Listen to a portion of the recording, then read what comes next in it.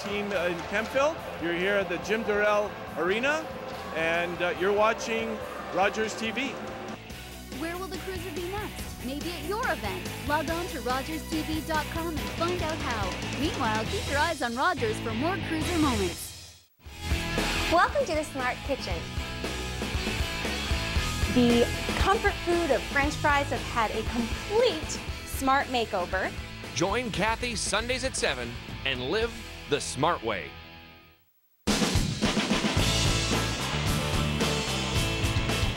This is RALYZZ TV Ottawa, where local matters. The following program is brought to you by RALYZZ Multicultural Programming. Over 100 channels in more than 20 languages.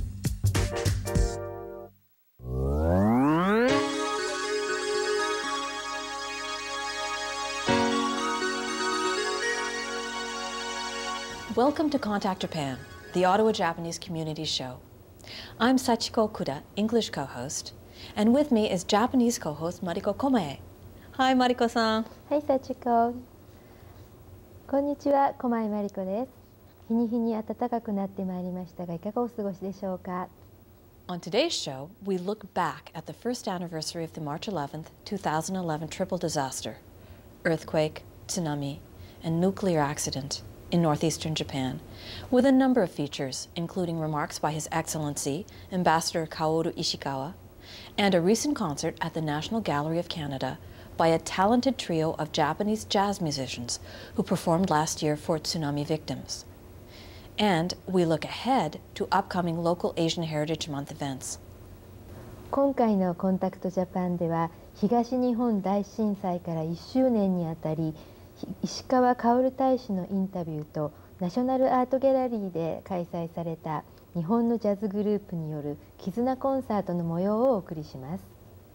On March 8th, the Embassy of Japan honored the memory of the victims of the March 11th, 2011 Great East Japan earthquake, tsunami, and nuclear disaster, and thanked the members of the Canadian community for their generous support of relief and recovery efforts. Here are remarks by His Excellency Ambassador Kaoru Ishikawa. 昨年3月11日の東日本大震災から1年経過いたしました。現在の日本の復興の状況について石川薫大使にお話を伺いました。Excellency Ambassador Ishikawa, thank you very much for this interview for Contact Japan on the anniversary of the Great East Japan earthquake. So a year ago, the Great East Japan earthquake occurred, followed by a series of tsunami, which in turn resulted in the nuclear accident at the Fukushima Daiichi facility. 1 year on, can you give us a status report about the people who were affected by this triple disaster? Yes, certainly. And thank you for giving me this occasion to share with your audience where we are now. And allow me to start by praying for the victims of tsunami and earthquake. And also reiterate my deep gratitude to the Canadian government and people who extended us very warm support immediately after tsunami and earthquake, and indeed it still continues. Really, Canada is a very warm country. A sad anniversary has come. A year has already passed. Now, as you correctly mentioned, there was the earthquake, tsunami, and the Fukushima Daiichi accident. Now, according to a lot of press reports, many people are trying to collect their courage to come back to a new normal, so to speak. And I saw many reports where fishermen went back to the sea, saying that this is the place where I live. And that kind of report really moved me. Now, Fukushima Daiichi nuclear power plant, it came to, well, so to speak, equivalent cold shutdown. Of course, we still need to do our utmost efforts to keep it safe. But, the one good news among this sad instance is that we have reached that stage. Now, government and municipalities are joining their efforts to decontaminate the soil, starting from the school playground, for example, and so on. And I saw another press report saying that now, for example, Tokyo Institute of Technology have invented a new technology to catch some cesium particles. You know, cesium is the issue at this point. So that is where we are. And I sincerely hope that, well, these coming back steps, maybe one step at a time, but would continue to be in a steady way.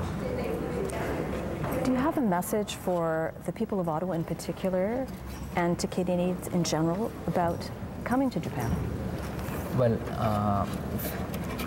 the other day we had a Canada-Japan fusion popular music band called Monkey Magic, and they were sent from Japan as a KIZUNA ambassador. KIZUNA is a kind of human bonds. Resilience, I think? Resilience, yes. And they are actually living in Sendai, one of the cities which was really hit by this earthquake and tsunami. And they shared with us about the resilience of the local people. And incidentally, those two Canadian brothers, they're from Ottawa. The Plant Brothers. Yeah. Yes. Now, people of Ottawa stood up immediately after the disaster, and I really don't recall how many charity events I was invited to. The warmth was really there. So again, I would like to reiterate my gratitude, and I would like to say that some may say that it's too slow, some may say that it's steady, but at the event, the important thing is not to stop and continue to move forward. And that is what the people hit by this disaster is trying to do. And I want the Ottawa people to know about it. I should mention that on our last month's show, we interviewed Maynard, Blaze, Tax, and Dick, the members of Monkey Magic. Oh, you did. And we also interviewed Ms. Keiko Kato, who is one of the participants of the Hope for Youth project, the program that brings 100 students who were directly affected to Canada for a short educational stay. Yes, that is a Canadian project sponsored by, I think, several private companies as well. And that is a form, indeed, to give hope to young people. Now, on our side, we are going to launch KIZUNA project, that is again human bond project, to make a kind of exchange of 100 Canadian high school boys and girls and 100 Japanese high school boys and girls to visit each other's country. I hope that that kind of youth exchange would bring a new chapter for the future. And that is again called the KIZUNA project? KIZUNA project. Great.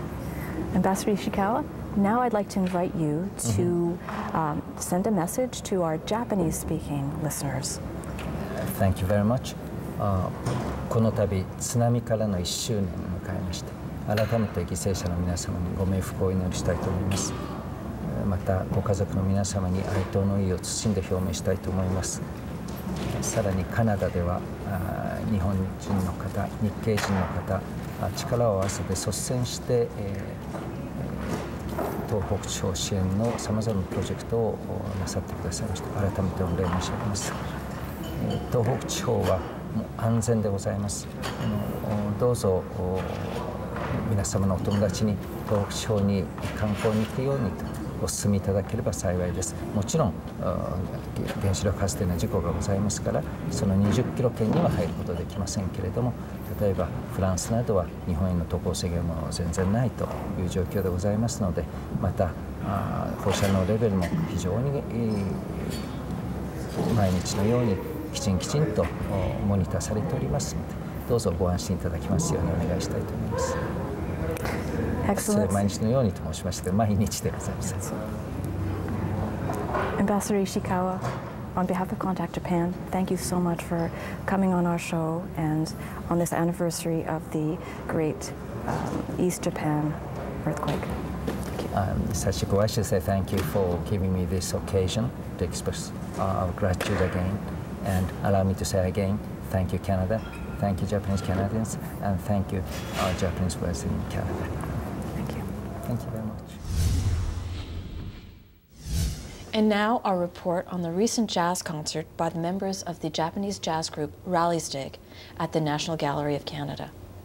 3月25日にナショナルアートギャラリーで日本のジャズグループラリーズディグの絆コンサートが開催されました。このグループはボーカル・サックス担当の徳田雄一郎さんをはじめ、ギターの鈴木直人さん、ピアノの田村和大さん他のメンバーで構成され、この度はこの3メンバーがオタワのコンサートに参加されました。徳田さんは2003年にバークリー音楽院を卒業後、現在新宿ピットインを拠点に世界各地で活躍されています。RALYZZ DIG. It's the name of a Tokyo-based jazz ensemble founded by the saxophonist Yuichiro Tokuda, who is also the group's vocalist, composer, and arranger. On March 25th, 3 members of this talented ensemble performed a free concert hosted by the Embassy of Japan at the National Gallery of Canada. The program consisted of original compositions and original arrangements of well-known tunes and Japanese folk songs such as Akatombo. Here is an excerpt of RALYZZ DIG's original piece, Home.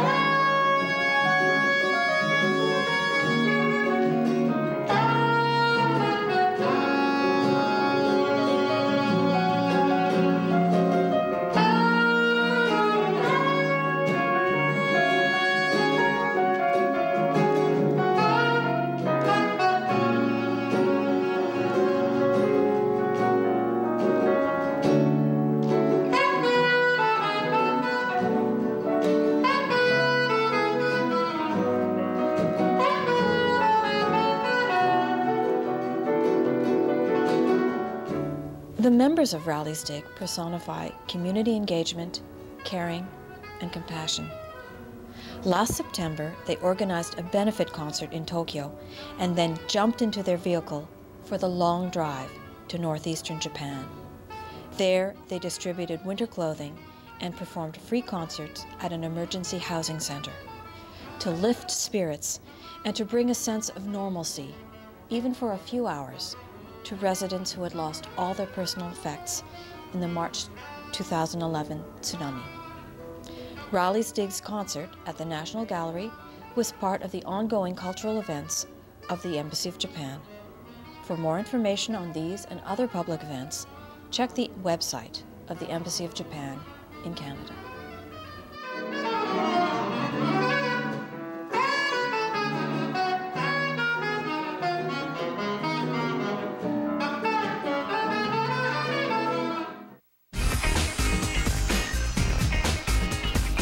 Coffee and refreshments for this show are provided by Tim Hortons. Rogers TV and Tim Hortons together, making good things happen.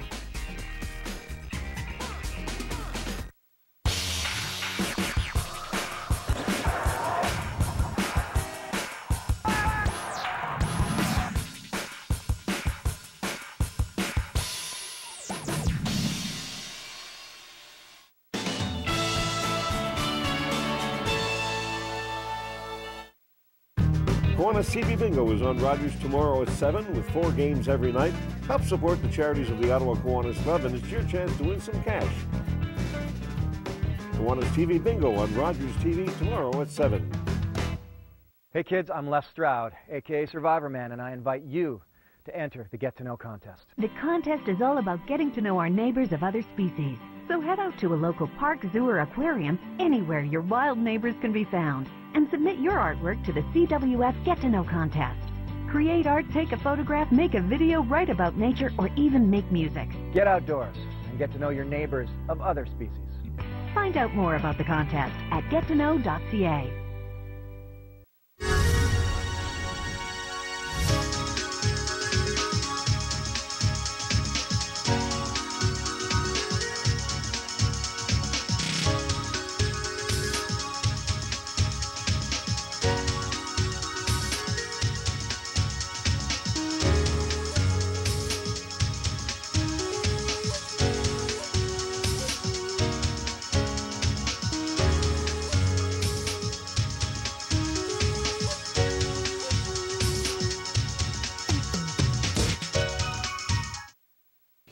Here now is a report submitted by Ottawa Japanese Community Association member Lisa Schoenhofer on the March 11th, 2012 Candlelight Vigil.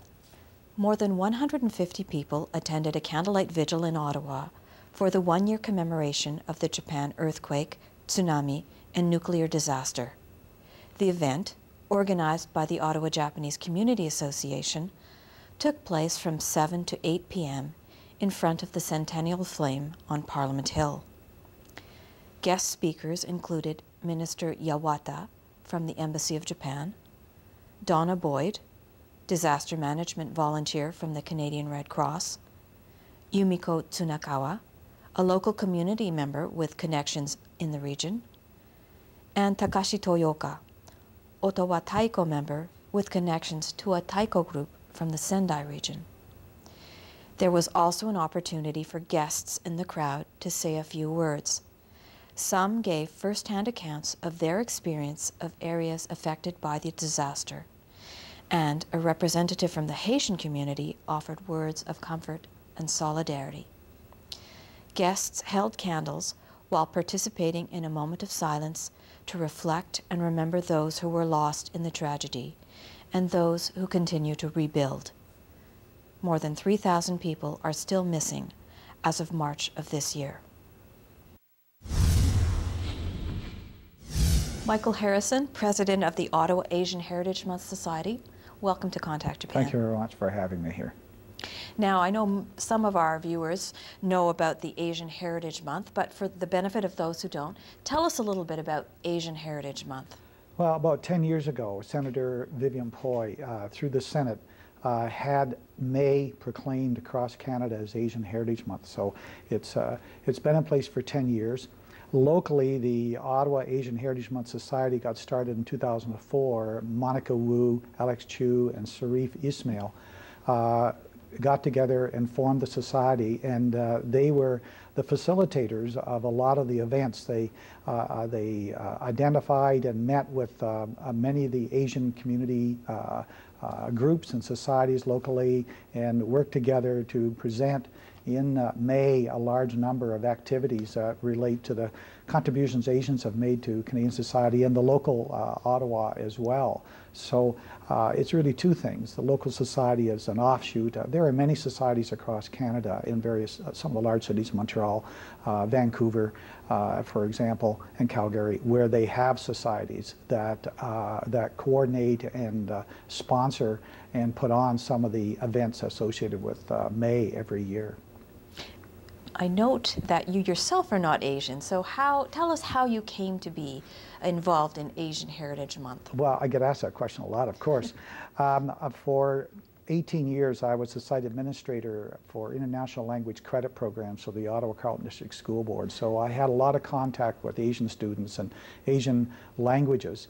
And from there, it spun off into other things, and I found myself being on the organizing committee for Asian Heritage Month 4 or 5 years ago, and then being elected as secretary a couple of years ago. I took a year off to go to China. I was teaching in China, and when I returned, I was selected as president of the local society. So it's been a short journey.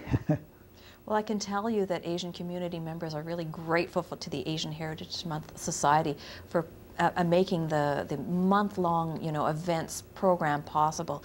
And this is what I want you to talk about now. Tell us about some of the events that are coming up in May. Well, in May, it starts May 2nd and ends June 2nd. There, we have a pamphlet that's under print right now. It's going to be distributed on April the 18th through Ottawa Festivals. And virtually every day in May, there's an event associated with Asian Heritage Month.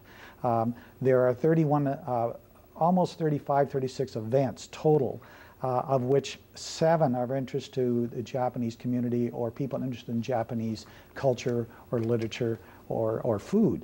So we have only in the last month pulled everything together, and the launch is May 2nd with Citizenship and Immigration Minister at the War Museum. So, and it ends with a gala, which we have done traditionally for 7 or 8 years now. Ends with a gala at, in this case, at the Canadian Museum of Civilization in the Great Hall. Well, we'll get back to the gala in a few minutes, but I'd like you to tell us more about the Japan-related events. Okay, I have to refer to my notes here. The first one is happening at the Canadian Museum in Nature, and it's called Protective Equipment, Why Turtles Have It and Humans Need It. And the museum, Dr. Wu at the museum studies turtles and the evolution of their shells and how this has allowed them to live for millions of years on the earth. But at Ottawa University, Blaine Hoshizaki is a well-known researcher on sports injuries, and he's going to explain how helmets and other protection equipment for hockey and sports has evolved, and what his research and his team are doing to move Canada to the forefront of protective equipment for athletes, and particularly looking at some of the trauma. Sidney Crosby would be a very good example, and Blaine Hoshizaki was involved in studying how that particular event occurred on the ice. So the comparison of how people have to wear helmets for and wear protection for a lot of their activities and the behavior, and comparing that with an animal that's lived for hundreds of millions of years on the earth with a protective shell will be interesting for everybody who knows about hockey, because the parallels are there, and these two local scientists are really actually very enthusiastic about this presentation. There'll be time to ask questions after the presentation. So that's the first one. The Ottawa Asian Heritage Month Society has arranged that one.